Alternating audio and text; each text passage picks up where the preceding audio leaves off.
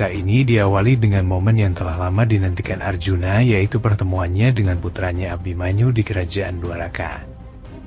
Abhimanyu yang masih muda ternyata telah tumbuh menjadi seorang pangeran yang luar biasa. Kemampuannya dalam menggunakan senjata dan memahami strategi perang membuat Arjuna terkejut sekaligus bangga. Abhimanyu berkata, "Sekarang aku akan selalu tinggal bersama ayah dan melayani ayah. Paman Krishna selalu mengingatkan untuk belajar ilmu perang dan membantu ayahku untuk mengalahkan semua musuh-musuhnya." Sementara itu di arena latihan, Duryodhana sedang berusaha mengambil hati Balarama. Dengan nada penuh keluhan, ia mengaku selama hidupnya selalu diperlakukan tidak adil. Menurutnya, hampir semua orang memandang dirinya sebagai musuh, seolah seluruh dunia berdiri menentangnya. Duryodhana berkata, "Tidak ada lagi sukacita yang tersisa dalam hidupku, yang membuatku selama ini merasa takut, karena para Pandawa telah merongrong semua kebahagiaanku, sampai semuanya tidak ada yang tersisa."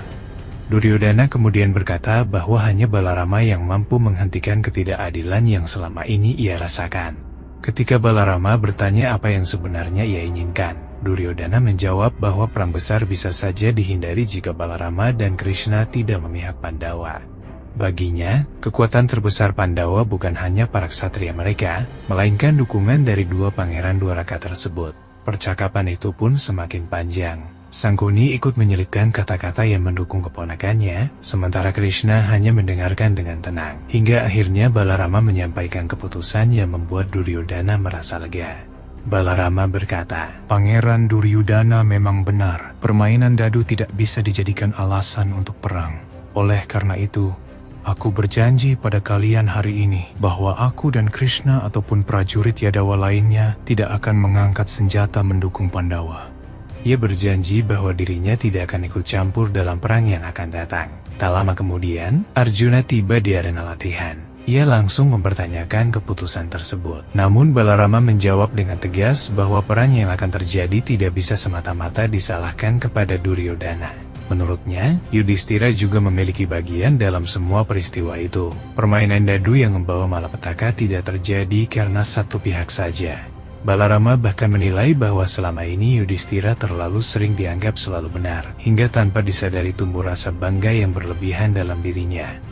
Balarama berkata, "Sudah sadar ada kecurangan dalam permainan itu, seharusnya Yudhishthira keluar. Hal itu harusnya dilakukan. Tapi anehnya, justru bangga mempertaruhkan saudara-saudaranya, sebab caranya yang selalu dianggap benar membuatnya sombong." Bagi Balarama, kesombongan seringkali menjadi awal dari lahirnya berbagai kesalahan. Setelah menyampaikan pendapatnya, Balarama meninggalkan arena latihan. Arjuna kemudian mendekati Krishna dan memohon agar adiknya itu membujuk Balarama untuk mendukung Pandawa. Namun Krishna hanya tersenyum tenang.